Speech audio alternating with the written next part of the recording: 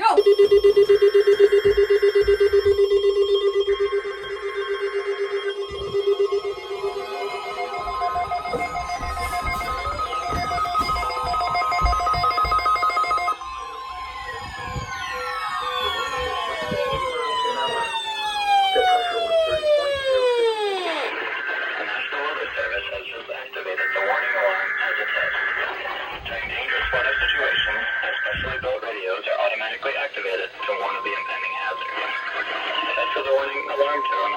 Conducted at this time every Wednesday between 11 a.m.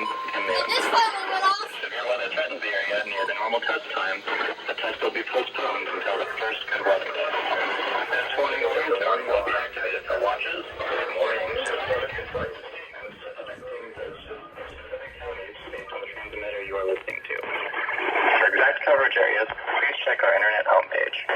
Receipt of the warning alarm tone will vary at any given location, especially at greater distances from the transmitter and in large buildings.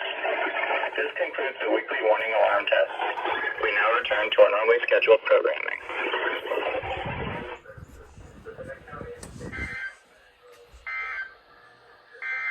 And now a look at your forecast for Rochester and southeast Minnesota.